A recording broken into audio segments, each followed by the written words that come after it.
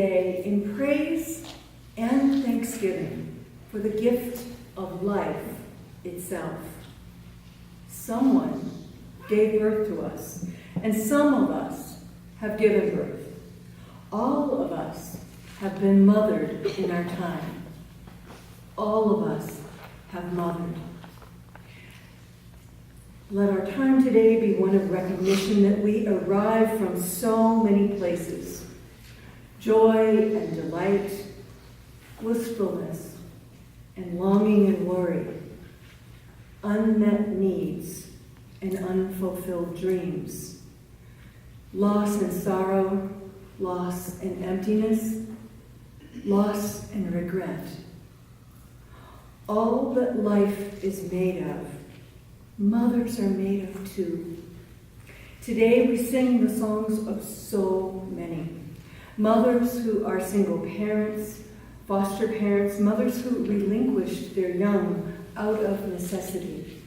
Mothers who found their heart in adoption. Mothers who left their children in 1,000 ways. Mothers who rejoice and mothers who mourn. We sing the songs of grandmothers, the aunts, the classroom teacher, the Sunday school teacher, the babysitter, the neighbor with endless cookies and time. There is a kind of love we cannot live without. It is never too late, no matter our age or situation. We sing a song of gratitude for all the moments of being known, being cherished, being found.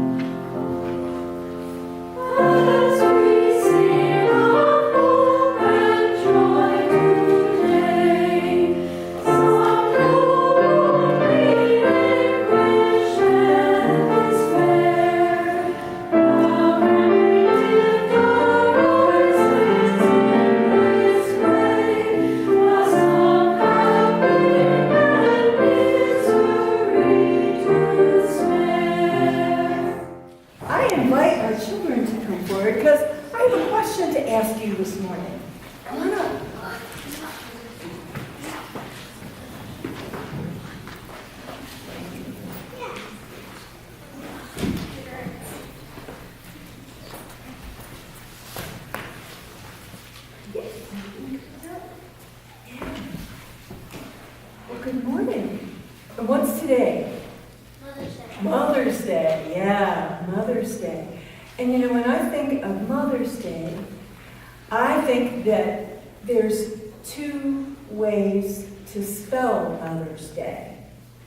Most of the time, people spell it M-O-T-H-E-R apostrophe S, Mother's Day.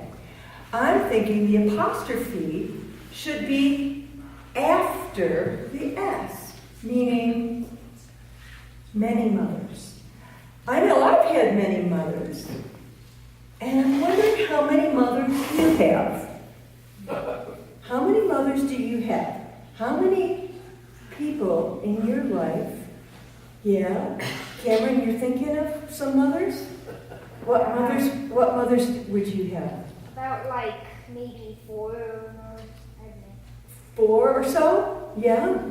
And do you know, can you name them for Let's us? see. Sarah, I think her name's Eileen, Sarah and Eileen. and I forgot her name. Okay. So, but how about you, Nico? How many moms do you have? Do you think? You have no idea? Well, let me give you a little clue. When you know, I of course have my mom, Margot Page, and she's the mom who gave me birth and the one who raised me. And I'm happy to say that she's still alive, and so I know her. But I had a great Aunt Ann, and she was kind of like a mom too. And my 3rd grade teacher, Mrs. Telsham, she lived down the street. And she was a teacher. She was a mom to me too. And when I was a teenager, we had this funky artist lady who lived up the hill from us, Flossie Sturwald. She was a mom to me too. She taught me stuff my mom would have never dreamed about. So how many moms do you have, Sam? 3? Okay. And can you tell us who they are? My mom. Mom. Friend's mom, I guess. Friend's mom. My grandma. And grandma. Yeah, oh. And I didn't mention my grandma. My grandma Helen, OMG. She was the best grandma on the planet. Still is for me. Even though I haven't had her for a very long time. Cool. Anyone else? How about you, Annika? How many moms do you have? 2. Okay. Your mom, Leanne, and your grandma Carol up here. Yes. So when we think of Mother's Day today, we of course think of our moms, but let's think of where we put that apostrophe in the word mothers. That's all for today. And you know what? Be sure to tell them Happy Mother's Day, even if they're not your mom, right? If you have a chance to do that today, do that. Come the font of inspiration, turn our lives to higher ways. Lift our gloom and desperation, show the promise of this day. Help us find ourselves in union, and our hands tell of our love. With thy king, O fount of justice, earth be fair as heaven above. So every year, Mother's Day means something a bit different to me. And I just realized I need to turn off my one thing. Okay, we're all good, Eli. Every day, Mother's Day means something a bit different to me, and I expect it does for you as well. My understanding of Mother's Day continues to evolve, and my appreciation of Mother's Day has morphed along the way. This year, I'm finding myself feeling a bit sentimental about being a mother as I reflect on the last 3 decades of motherhood. I'm so very proud of both of my daughters, and I deeply cherish my memories of them growing up. And I'm just really proud of them. They've turned out to be such amazing, loving, happy young women who are making a difference in the world. Being a mom is a foundational part of who I am, and I don't take that privilege, and it is a privilege, for granted. But I also find myself thinking about my own mother, with whom I have a complex relationship. And I suspect that puts me in good company, because I suspect some of you have complex relationships as well. By definition, the relationship between mother and child is bound to be complicated, beautiful, rewarding, and sometimes messy as the years unfold. I think of my mother with gratitude for the many things she taught me, the many sacrifices she made on my behalf, and the lessons in love that are still flowering between us. And I think of this. I think of the fact that she almost died giving birth to me. This year on Mother's Day, I'm struck by that very fact that my mother gave me the gift of life, and it was a miracle of some sort that saved us both. Now think back to 1954, and if you're a person who hasn't been around that long, just try to put on your imagination of 1954. My father was out there in the waiting room, and the doctor came to him and said she could only save his wife or his child. Which one did he want to save? This is the stuff of family legends. I was never really clear about what my father's response was. He wasn't the kind of guy to talk about these things. But I can only imagine his shock and his horror at being faced with such a choice and being asked such a question. It must have been terrifying for him. For many tense hours, my mother persevered, and somehow so did I. In the end, we both ended up living, although I was kept in the 1954 equivalent of the neonatal intensive care ward for quite a long time. And so, you see, I do consider it a miracle each time a child is born. It's a miracle that each and every one of us here was born. We're here because a woman carried us deep inside her body and then bravely endured labor and delivery to bring us into the world. When you think about that, that's simply astounding. We are each living proof of this miracle, this precious gift, this unfathomable mystery of our being. Women have been risking their lives to give birth for millennia now. In the Hebrew Bible and in the Quran, we have the story of the quite elderly Sarah, who laughingly, when she is very, very old, laughingly discovers she's pregnant and gives birth to Isaac. Later, when Isaac is grown, his wife Rebekah experiences infertility, but eventually becomes pregnant after Isaac praised the Lord on her behalf. She gives birth to twin boys, Esau and Jacob. And of course, Jacob has a rather complicated life with multiple wives as he establishes himself becoming the patriarch of Israel. He falls in love at first sight at the well with the beautiful Rachel, but ends up marrying her sister Leah and Rachel, along with two of their servants, Bilhah and Zilpah. But we all know that marriage has been always between one man and one woman, right? So Rachel remains his favorite wife. I mean, this is his heart wife. This is his number one. She's really my wife kind of wife. But she struggles with infertility and heartache when all the other three wives get pregnant so easily, giving him 10 sons and a daughter. She finally does give birth to Joseph, but her second pregnancy was doomed. Rachel is pregnant as Jacob's large family sets out on their nomadic travels.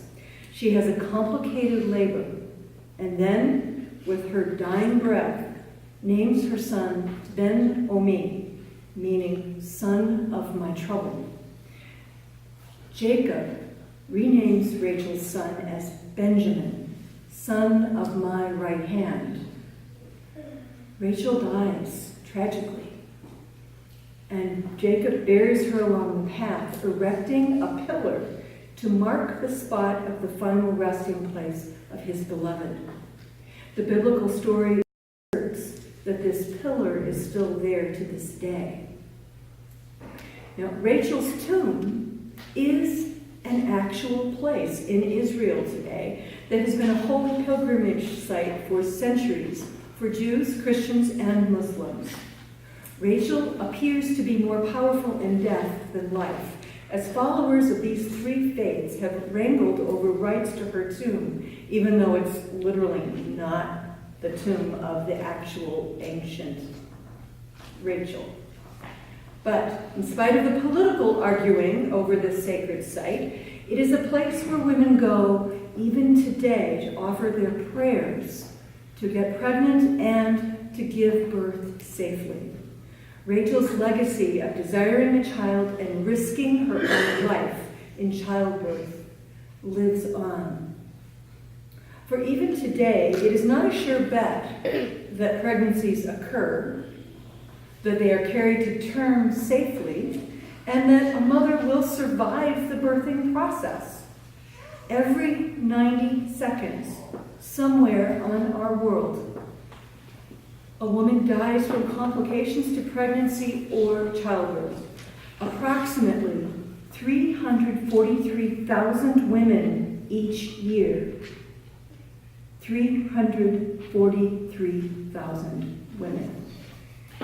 That there is no single cause of death or disability for men aged 15 to 44 that compares with the magnitude of maternal death and disability.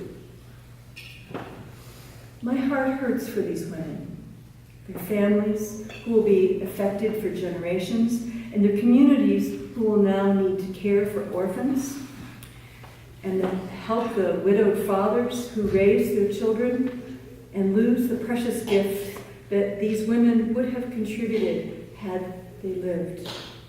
And when you multiply this local tragedy across whole nations, it becomes clear that the loss of women contributes to the continuing hopelessness and oppression in some countries, a destabilizing force that affects all of us on the rest of the planet.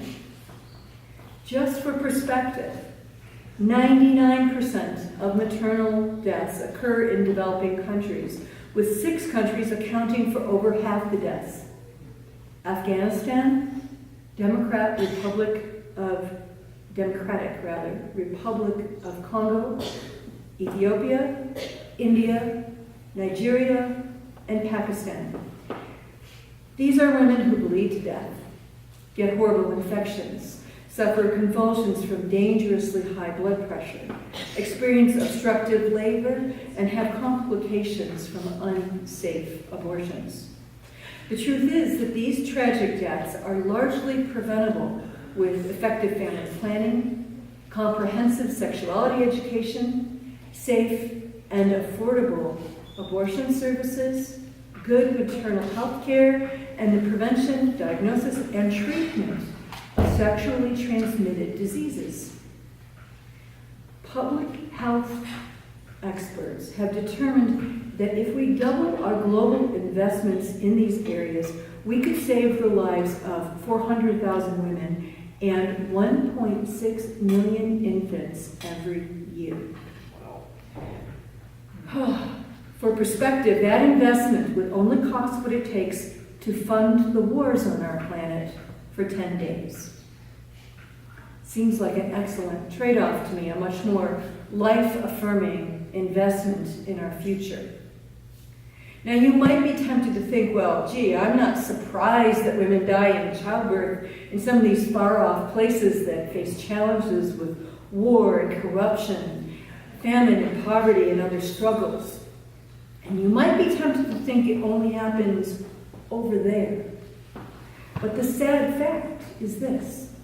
The United States ranks 50th in global maternal mortality, higher than almost all of Europe, most of Asia, and the Middle East.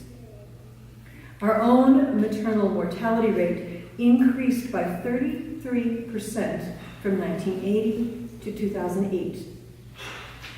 As other countries are actually making meaningful strides toward reducing these deaths, they're increasing here, especially among African American, Native American, and other women of color, and for women of all races and ethnicities in certain parts of our country.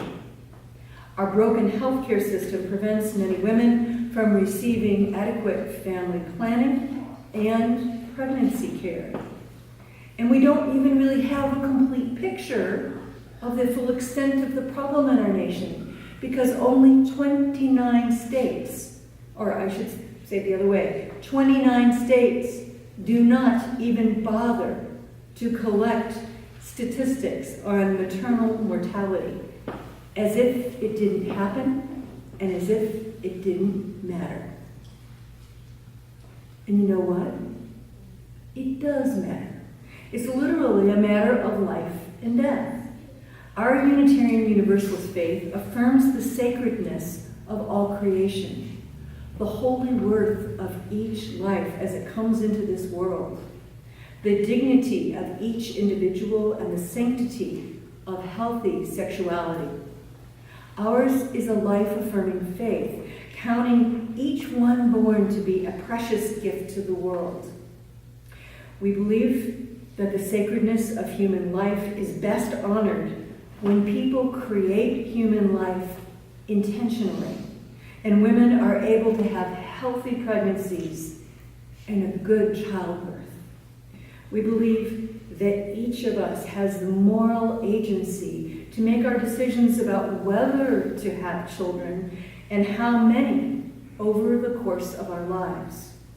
And we believe in a world where justice, equity, and compassion in human relations represents the gold standard of how we behave toward one another, and also how we structure our systems to provide affordable, available, accessible, quality health care for all, meaning women in our own country and around the globe.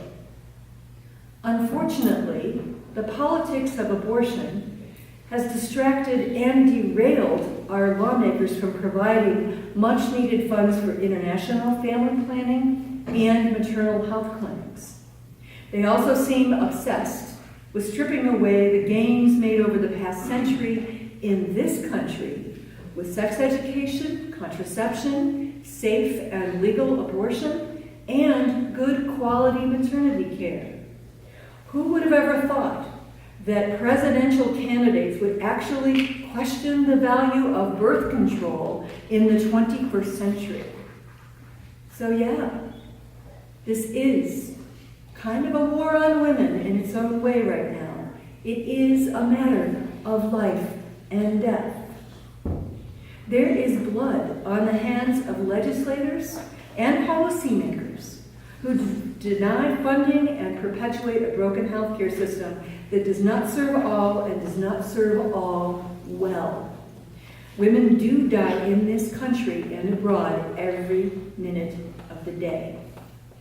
There is blood on the hands of legislators and policymakers who don't allow comprehensive sex education, resulting in more teen pregnancies and risky sexual behavior. Hear about that school in Texas recently? Yeah, you know what I'm talking about. There is blood on the hands of those who outlaw the morning after pill and those who restrict and criminalize abortion so that women resort to the unsafe and deadly version of back alleys in the 21st century. And also those who are criminalizing miscarriage and stillbirth. There's blood on the hands of those who question whether birth control should be covered by health insurance, and those who refuse to support Planned Parenthood, which is the only health care that some poor women ever receive. Seriously. There's blood on the hands of those who do not recognize that some families have two moms who deserve full recognition and support in our culture and our healthcare system. I don't know about you, but I can't imagine my daughters and possibly my future grandchildren living in a world without good reproductive health care. It's not a world that I want for my family, and I suspect it's not the world you want either. But as people of faith, we can make a difference in turning the tide on this. I have always been impressed with the Unitarian Universalist support for reproductive justice on an individual and congregational level. After all, Margaret Sanger, champion of contraception and sex education, was a Unitarian, and many of the original Planned Parenthood clinics in this country were housed in Unitarian congregations. Seriously. We've been in this game for a long time. One of the leading voices for reproductive justice today is the Reverend Deborah Hafner, a Unitarian Universalist minister who leads the Religious Institute, a multi-faith organization dedicated to advocating for sexual health, education, and justice in faith communities and society. Her dynamic work is seen in a variety of ways as she frequently appears in the national media as a voice of reasoned faith on these very vital issues. Now, one of her institute's efforts was the creation of the Rachel Sabbath Initiative to educate faith communities about maternal health and to inspire them to take action.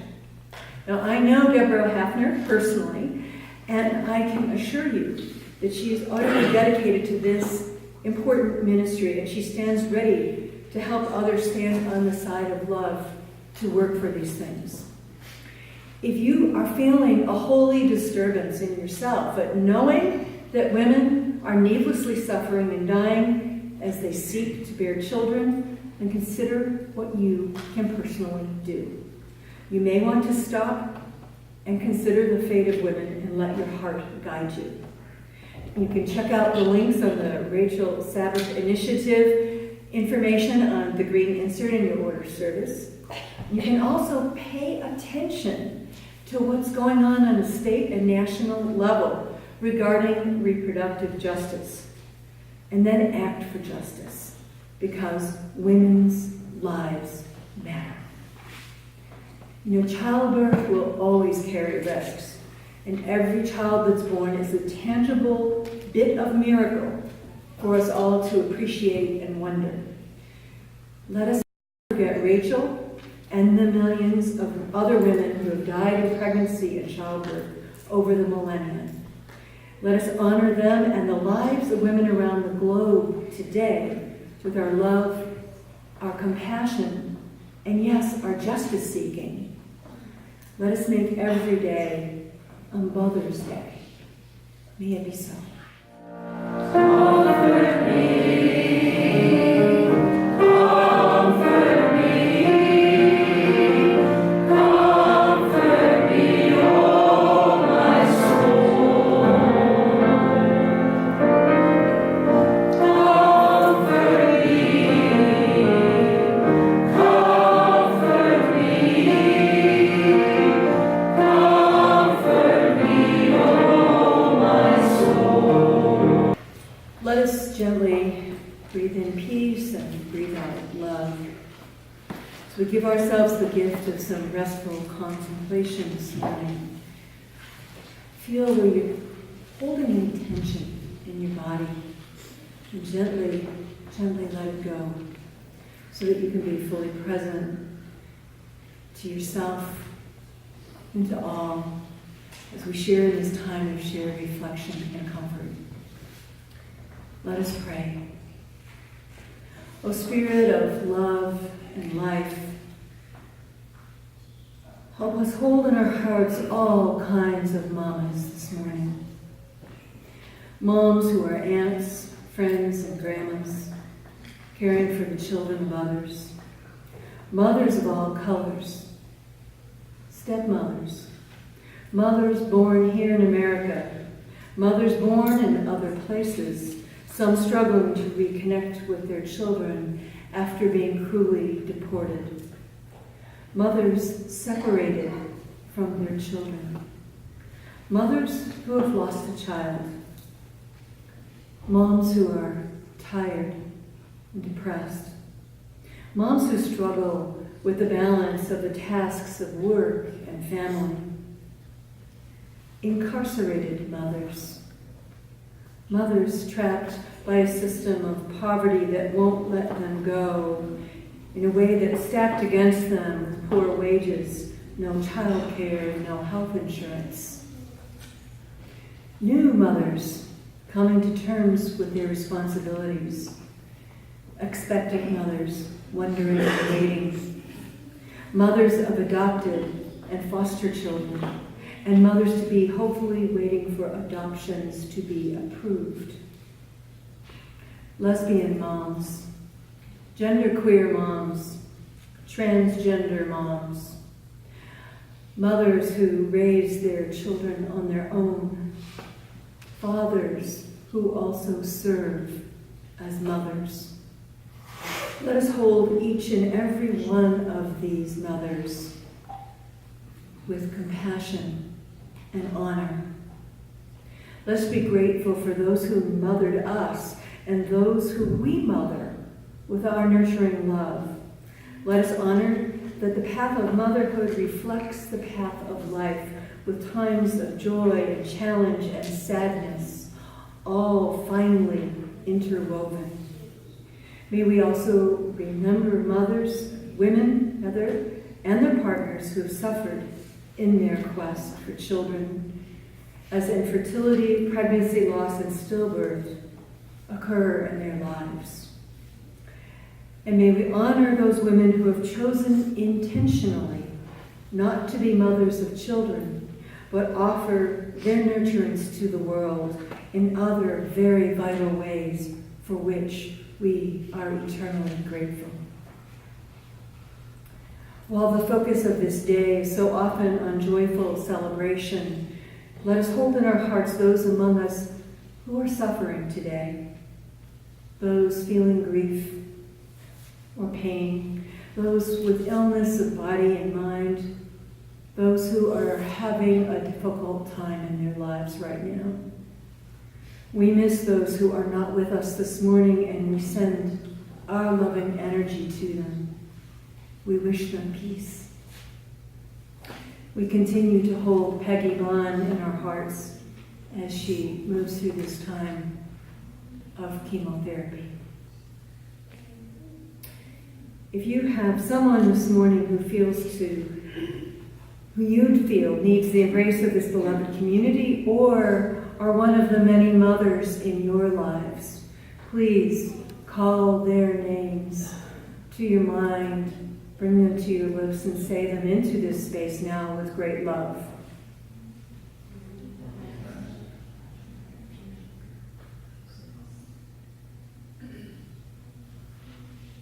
By our listening, we weave the fabric of the beloved community.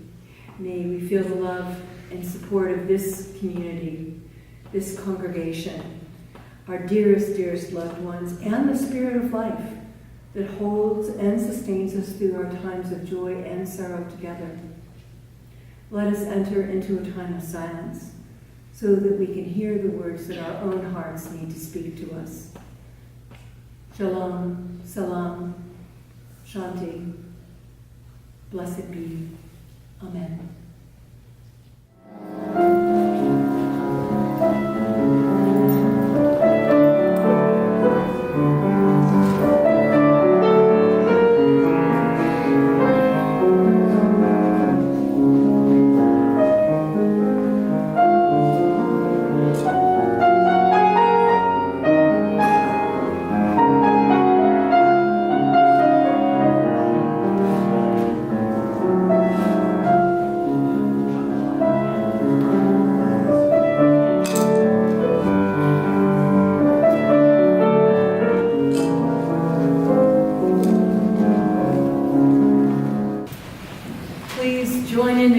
Our flaming chalice with the words printed in your order of service. We extinguish this chalice, but not the warmth of love, the light of truth, nor the energy of action. It is written in Deuteronomy, I call heaven and earth to witness today that I have set before you life and death, blessings and curses. Choose life so that you and your descendants may live. Let these words of ancient wisdom guide our days to come as we each choose life for ourselves and for the wider world. Bright and beautiful Mother's Day with the apostrophe at the end. To all, blessings for your journey.